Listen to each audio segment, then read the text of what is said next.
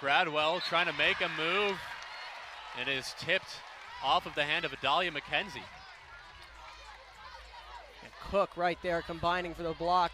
McKenzie near her as well. Just a great play there. We've seen that from the guards, not afraid to defend down low. First Bryant with a block earlier, and now Makaira Cook. What a sweet move that was. And Baravic's pull-up jumper is good. We've got a tie ball game here. And they're continuing to find answers outside.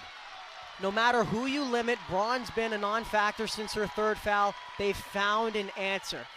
No matter on the inside, on the outside, no matter what it has been, they've found an answer at different times of the game to keep them in this. Makaira Cook almost got a three-point play, but she'll go to the line for two. Yeah, and that's been the secret here for Illinois. That's been the recipe ever since that scoring drought in the middle of the quarter. Get to the rack, drive downhill. Get the guards involved, as occurred at the beginning of the game. That's how Illinois has been able to respond offensively, coming off of that drought.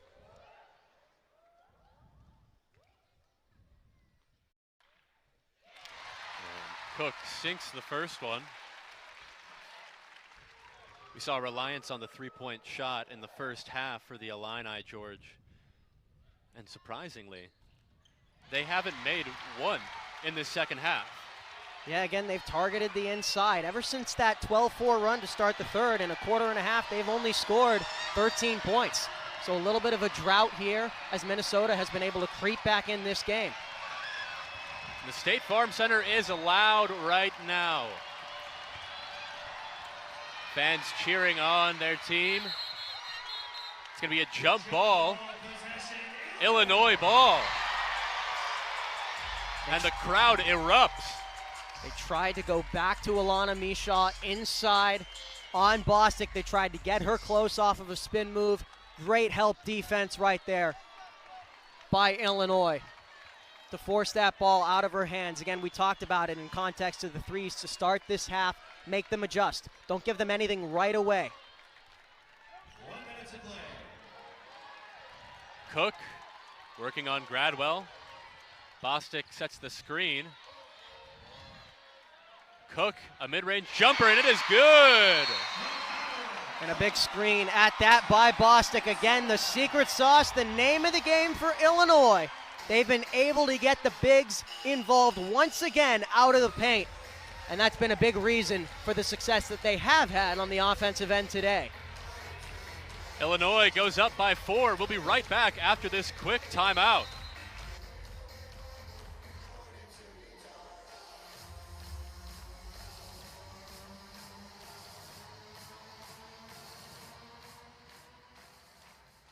Hey fans, join our brand new Oski Rewards program within the Fighting Illini app.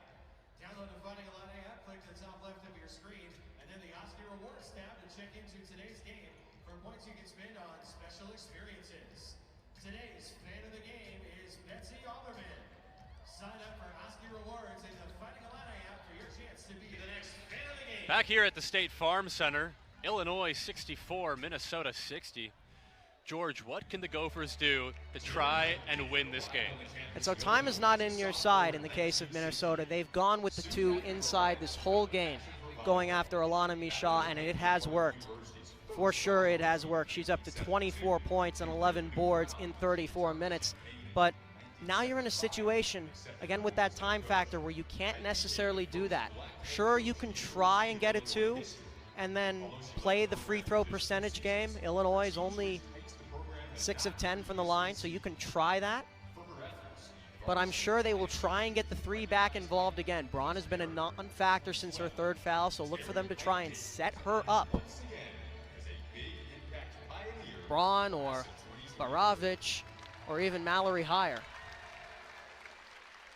One of these underrated three-point shooters from Minnesota. Look for them to try and set them up to get within 1.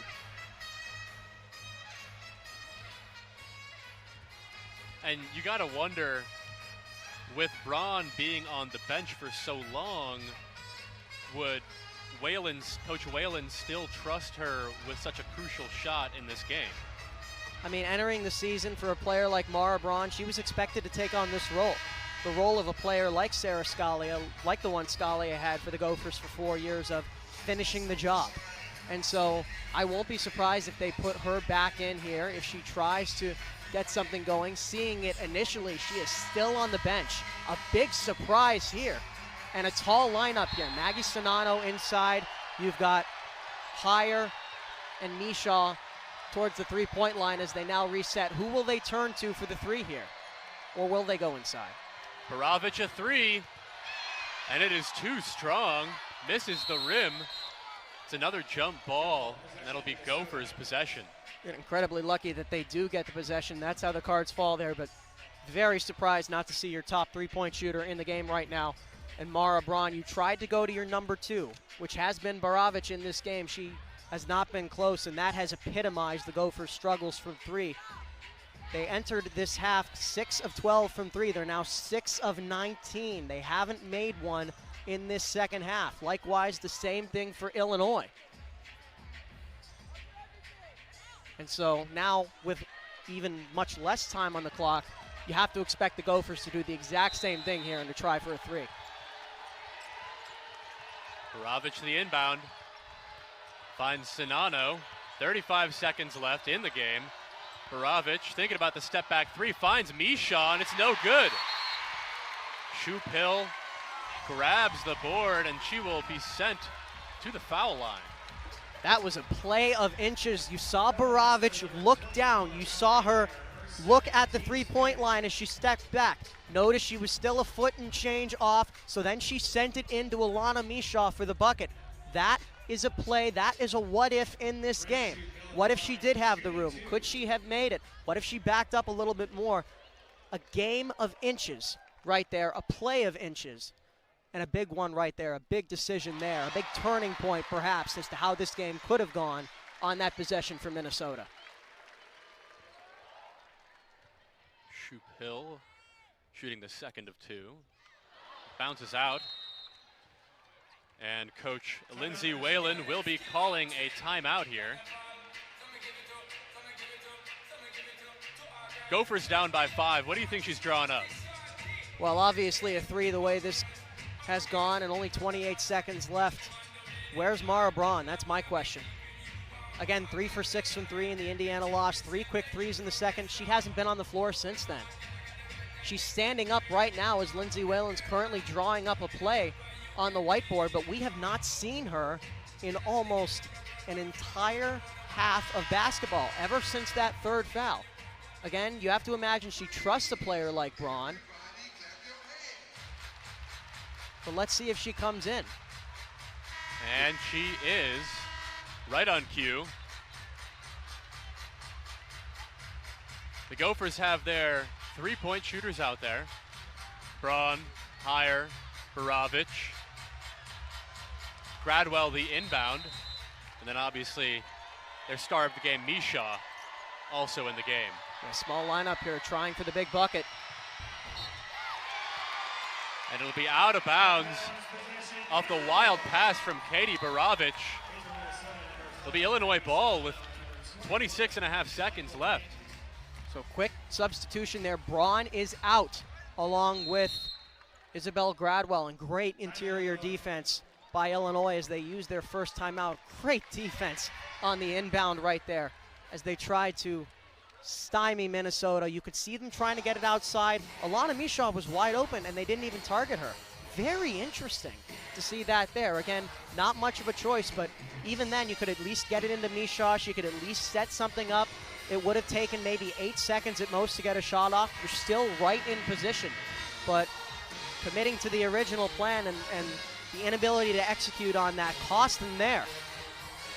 And so now Illinois has the ball. They have 3 timeouts left and a bevy of places to use them with 26 seconds left.